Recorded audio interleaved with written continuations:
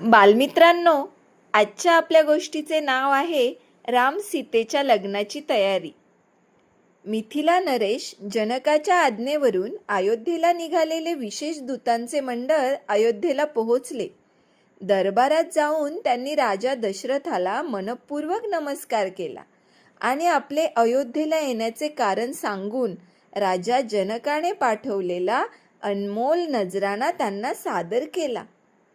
शांत आणि विनम्र स्वरात दूतांनी घडलेली सारी हकीकत राजा दशरथाला निवेदन केली. ऋषी विश्वामित्रांच्या आशीर्वादाने आणि इच्छेने श्रीरामाने केलेला पराक्रम आणि स्वयंवरात शिवधनुष्य मोडून पण कसा जिंकला ती सारी हकीकत राजा दशरथांना सांगितली आणि राजा जनकांकडून श्रीराम आणि सीतेच्या लग्नाचे आग्रहाचे आमंत्रण दिले.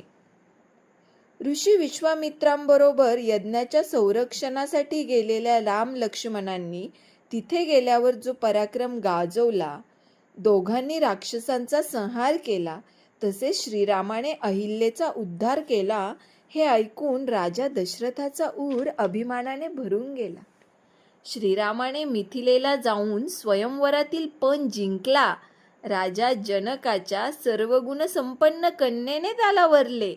हे ऐकून दरबारातल्या लोकांच्या आनंदाला पारावार राहिला नाही. बघता बघता ही वार्ता महालात आणि शहरात पसरली व तेथे एकच हर्षोल्लास झाला. श्रीरामाच्या स्वयंवराची बातमी जेव्हा कौसल्या, सुमित्रा आणि कैकेयी यांना समजली तेव्हा त्यांच्या डोळ्यात आनंदाश्रू आले. सीतेसारखी सून आपल्याला लाभणार याचा त्यांना फार आनंद झाला. महालात आणि अयोध्येत गोडधोड पदार्थ करून हा आनंद साजरा करण्यात आला. राजा दशरथाने जनक राजाचे आमंत्रण सहर्ष स्वीकारले आणि लवकरात लवकर आपण वराडासह लग्नासाठी मिथिला नगरीला येऊ असे आश्वासन दिले. राजा जनकाच्या दूतांचा यथोचित सन्मान करून त्यांना मेजवानी देऊन त्यांना निरोप देण्यात आला. आपल्या श्रीरामाच्या लग्नाची तयारी माता कौशल्या आणि भरत, शत्रुघ्नसह सर्वांनी अगदी जोरदारपणे सुरू केली. काही दिवसातच तयारी पूर्ण झाली. एका शुभ मुहूर्तावर राजा दशरथ, त्याच्या तिन्ही राण्या, भरत, शत्रुघ्न, इतर सर्व नातलग, आप्तस्वकीय आणि मंत्रीगणांचे वऱ्हाड मिथिला नगरीकडे रवाना झाले.